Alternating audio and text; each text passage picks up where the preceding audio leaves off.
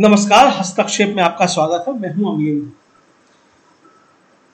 देश की वर्तमान परिस्थितियों पर टीवी लाइव पर एक गंभीर परिचर्चा का आयोजन किया गया। उस परिचर्चा में मैंने भी हिस्सा लिया। इस परिचर्चा में वक्ताओं ने देश में जो गतिविधियां चल रही हैं उनका विश्लेषण किया। तो आइए सुनते हैं उस परिचर्चा के कुछ प्रमुख अंश साभार। अगर आपने हमारा चैनल सब्सक्राइब नहीं किया तो उसको सब्सक्राइब कर लीजिए। वीडियो को ज़्यादा से ज़्यादा लाइक और शेयर कीजिए और कमेंट करके बताइए भी कि इस परिचर्चा पर आपकी क्या राय है। तो आइए सुनते हैं इस परिचर्चा के कुछ प्रमुख अंश साभार। दोस्तों, बजट सत्र यानी संसद का जो बजट सत्र है उसकी शुरुआत होते ही नरेंद्र मोदी अपने असली खेल पर उतर आए हैं।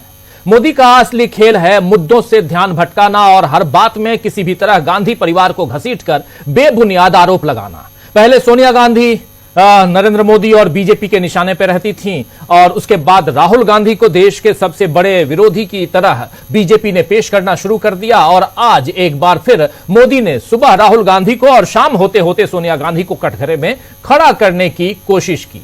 मोदी को सोनिया गांधी, राहुल गांधी और प्रियंका गांधी की आपसी बातचीत से यह मौका मिला। पहले उस वीडियो को आइए देख लेते हैं जिसमें सोनिया गांधी, राहुल गांधी, प्रियंका गांधी आपस में बात कर रहे हैं। वहां माइक और कैमरे लगे हुए थे, लेकिन उसमें से कुछ बातें निकल के आती हैं और उससे उस बात को लपकते हैं मोदी, उस बात को लपकती है बीजेपी और उसके बाद सोनिया गांधी को बदनाम करने की कोशिश शुरू हो गई। पहले इंग्लिश में सुन लीजिए सोनिया गांधी, राहुल गांधी बातचीत क्या कर रहे हैं और उसके बाद हिंदी में क्या कुछ होता है, क्या कह रही हैं वो भी बताऊंगा और चर्चा आगे बढ़ाएंगे। दरअसल राहुल गांधी राष्ट्रपति के अभिभाषण को बोरिंग कह रहे हैं। सोनिया गांधी ने राहुल गांधी और प्रियंका गांधी से आपसी चर्चा में कहा कि उन्होंने लंबा भाषण दिया, यानी राष्ट्रपति ने लंबा भाषण दिया और वो आखिर में थकी लग रही थी। अंग्रेजी में हो रही इस बातचीत में आखिर में सोनिया गांधी ने कहा पुअर थिंग, जिसका मतलब होता है बेचारी। यह सीधे सीधे राष्ट्रपति मुर्मू की थकान पर सोनिया गांधी की सहानुभूति थी। पुअर थिंग, बेचारी। लेकिन नरेंद्र मोदी ने इस बात को लपका और इसे एक आदिवासी राष्ट्रपति का अपमान करार दिया।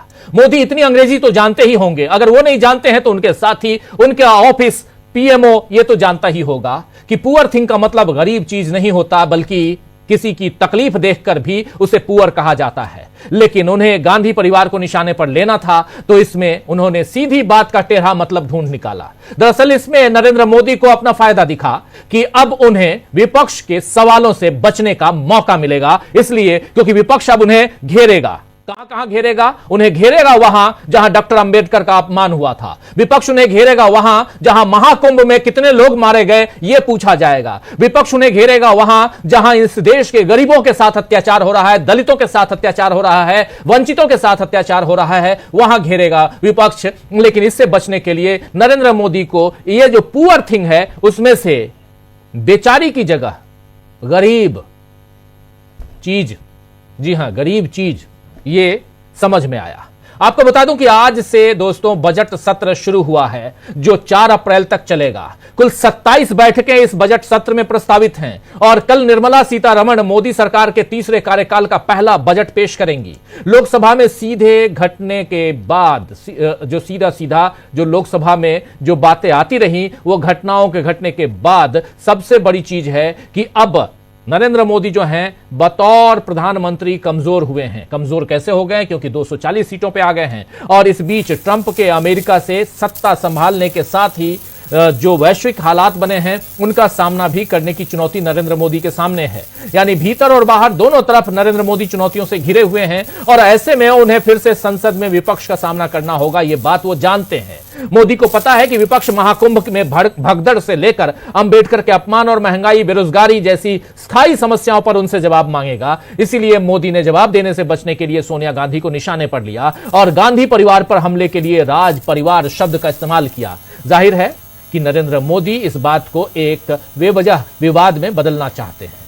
मोदी ने यह सिलसिला शुरू किया और अब पूरी बीजेपी सोनिया गांधी की आलोचना में उतर आई है, लग गई है। संविधान की दुहाई दी जा रही है। आदिवासी समुदाय के खिलाफ कांग्रेस को बताया जा रहा है। ऐसा लग रहा है कि कल राहुल गांधी ने वंचित समाज दशा और दिशा कार्यक्रम में दिल्ली में जो भाषण दिया था, जिसके बारे में हम लोगों ने इसी न्यूज पॉइंट में इसी समय इसी वक्त कल जिस भाषण की चर्चा हमने की थी, उस भाषण का अब हिसाब किताब बराबर करने में बीजेपी लग गई है, क्योंकि वहां से उस मंच से राहुल गांधी ने नरेंद्र मोदी को, बीजेपी को, इस सरकार को, आरएसएस को खूब घेरा था।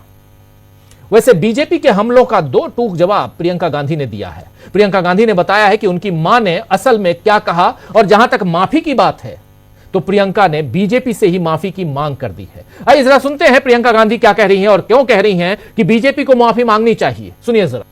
तो जहां इन्होंने देश को डुबाया है, पहले उसके लिए माफी मांगे।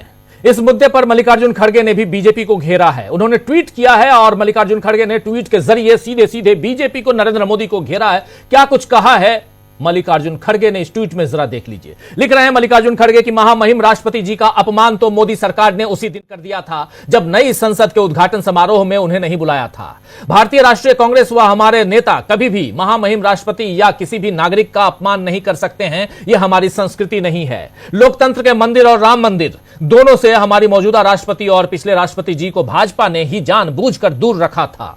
आज इकोनॉमिक सर्वे ने मोदी सरकार को सच्चाई का आईना दिखाया है। अर्थव्यवस्था की दुर्दशा, माफी चाहूंगा, अर्थव्यवस्था की दुर्दशा को दिखाने के लिए भाजपा नेता और मीडिया का एक अंश श्रीमती सोनिया गांधी जी के वाक्यांश को तोड़ मरोड़ रहे हैं। कांग्रेस पार्टी ने हमेशा महामहिम राष्ट्रपति के पद की मर्यादा का आदर किया है। यह बात लिख रहे हैं मल्लिकार्जुन खड़गे, और साफ साफ यहां सोनिया गांधी के जो वाक्यांश हैं उसको तोड़ मरोड़ कर पेश किया जा रहा है। यह कह रहे हैं यहां पर मल्लिकार्जुन खड़गे, यानी मल्लिकार्जुन खड़गे ने सीधा सीधा बता दिया है कि आपने अपमान किया है, न कि हमने अपमान किया है। आपको बता दूं कि राष्ट्रपति के अभिभाषण पर जिस टिप्पणी को लेकर बीजेपी ने इतना हंगामा मचाया है, असल में सोनिया गांधी ने आधिकारिक तौर पर बयान दिया ही नहीं, वे तीनों आपस में चर्चा कर रहे थे। और ऐसा नहीं है कि केवल गांधी परिवार ने राष्ट्रपति के अभिभाषण पर कुछ कहा हो।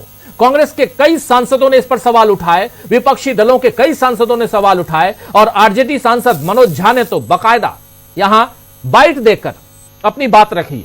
उन्होंने क्या कुछ कहा है, जरा मनोज झा को सुनते हैं और इस चर्चा को आगे बढ़ाएंगे। मनोज झा को, आरजेडी से सांसद हैं प्रोफेसर मनोज झा, अपनी बात रख रहे थे। अब जब इतने सारे सांसद राष्ट्रपति के भाषण पर टिप्पणी कर रहे हैं, बता रहे हैं कि उन्होंने केवल सरकार का लिखा हुआ भाषण पढ़ा, कोई मतलब की बात नहीं की, तब बीजेपी ने उन लोगों की टिप्पणियों पर कोई प्रतिक्रिया क्यों नहीं दी? क्यों बीजेपी को केवल सोनिया गांधी की बात का बुरा लगा, वो भी जिस बात का बुरा नहीं लगना चाहिए? वैसे लोकतंत्र में इस तरह बुरा लगने या लगाने से काम नहीं चलता है दोस्तों।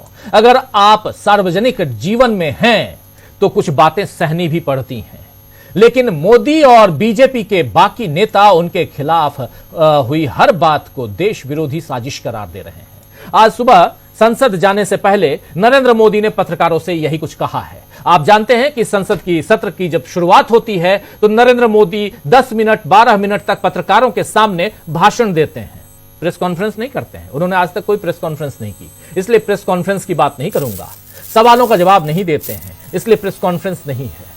यहां अपने मन की बात, क्योंकि मन की बात वो करते हैं रेडियो के जरिए पूरे महीने, और जब संसद सत्र शुरुआत होती है तो प्रेस के बाकी मीडिया के कैमरे लगे होते हैं, माइक आईडी लगे होते हैं, और वहां पर नरेंद्र मोदी भाषण देते हैं, प्रवचन देते हैं। आज प्रवचन देते हुए नरेंद्र मोदी ने बहुत सारी बातें कही हैं। 12 मिनट और 26 सेकंड का जो प्रवचन है नरेंद्र मोदी का, उसमें से एक छोटा सा हिस्सा ये इसलिए सुनना जरूरी है क्योंकि नरेंद्र मोदी अपनी ही सरकार के ऊपर उंगली उठा रहे हैं, लेकिन निशाना साधने की कोशिश कर रहे हैं राहुल गांधी पर। सुनिए जरा। क्योंकि वो आज सदन में जितनी जागरूकता, जितनी भागीदारी बढ़ाएंगे और विकसित भारत के जो फल है वो तो उनकी नजर के सामने देखने को मिलने वाले हैं। और इसलिए युवा सांसदों के लिए एक अनमोल अवसर है। साथियों, मैं आशा करता हूं कि हम देश की आशा आकांक्षाओं के इस बजट सत्र में खरे उतरेंगे। साथियों, आज एक बात आपने जरूर नोट की होगी, मीडिया के लोगों ने तो जरूर करनी चाहिए। शायद 2014 से लेकर अब तक शायद ये पहला पार्लियामेंट का सत्र है कि जिसके 1-2 दिन पहले कोई विदेशी चिंगारी नहीं प्रगटी है। विदेश में से आग लगाने की कोशिश रही हुई है। 10 से मैं 10 साल से यानी 14 से देख रहा हूं, हर सत्र के पहले शरारत करने के लिए लोग तैयार बैठते थे और यहां उसको हवा देने वालों की कोई कमी नहीं है। ये पहला सत्र मैं पिछले 10 साल के बाद देख रहा हूं कि जिसमें किसी भी विदेशी कोने से कोई चिंगारी नहीं हुई। साथियों, बहुत बहुत धन्यवाद। तो साथियों, बहुत बहुत धन्यवाद। लेकिन उससे पहले नरेंद्र मोदी जो बात कह गए, क्या अपने ऊपर निशाना नहीं साध रहे थे? मोदी ने विदेशी शरारत और चिंगारी को हवा देने की बात कही तो सभी को समझ आ गया कि वो राहुल गांधी पर निशाना साध रहे हैं। हालांकि मोदी से सवाल होने शुरू हो गए कि जब 10 सालों से आपको शरारत होने की खबर थी और लगातार हर सत्र के पहले ऐसी खबर आती थी कि विदेश में जाकर कोई देश के खिलाफ आवाज बुलंद कर रहा हो, चिंगारी लगा रहा हो बकौल नरेंद्र मोदी, तो अब आपने क्या किया? तब क्या किया? अब तक क्या किया? क्यों हाथ पर हाथ धरकर बैठे रहे आप? क्यों देश विरोधी विदेशी ताकतों पर कार्रवाई आपने नहीं की? क्यों आपने यूएपीए नरेंद्र मोदी जी, आपने राहुल गांधी पर या ऐसे लोगों पर क्यों नहीं लगाए? क्या मोदी एक कमजोर प्रधानमंत्री साबित हुए हैं? ऐसे सवालों में घिरे नरेंद्र मोदी को बजट सत्र में और भी मुश्किलों का सामना करना पड़ेगा, यह तय है। अब उनसे बचने के लिए गांधी परिवार को निशाने पर लेने का जो तरीका नरेंद्र मोदी ने अपनाया है, क्या जनता उसे स्वीकार करेगी? क्या मोदी अपना बचाव कर पाएंगे? ये सारे सवाल हैं दोस्तों। इन सारे सवालों का जवाब आज ढूंढने की कोशिश करते हैं। शुरुआत होती है नरेंद्र मोदी के इस चिंगारी वाले भाषण से, मीडिया के सामने प्रवचन से, और उसके बाद सोनिया गांधी जो पुअर थिंग कहती हैं, और पुअर थिंग इसलिए कह रही हैं क्योंकि पढ़ा हुआ भाषण, लंबा भाषण, बेचारी थक गई होंगी। ये बात अगर कह रही हैं, एक महिला दूसरे महिला के बारे में ये बात कह रही है, वो भी आधिकारिक तौर पर नहीं, आपस में सोनिया गांधी, राहुल गांधी दोनों बात कर रहे हैं वहां पर, और प्रियंका भी खड़ी हैं वहां, ये बात अगर होती है तो क्या ये गुनाह है? चलिए, अगर गुनाह है तब भी और नहीं है तब भी, इस पर चर्चा करते हैं। नरेंद्र मोदी सोनिया गांधी को फंसाने के चक्कर में क्या बीजेपी फंस गई है? ये एक बड़ा सवाल है। इन सवालों का जवाब ढूंढने की कोशिश करते हैं और कैसे अपने ही खेल में फंसे हैं नरेंद्र मोदी, कैसे मोदी असली खेल जो मोदी का है वो सामने आ गया है, इन सब की तहकीकात करते हैं, डिकोड करने की कोशिश करते हैं। हमारे साथ कुछ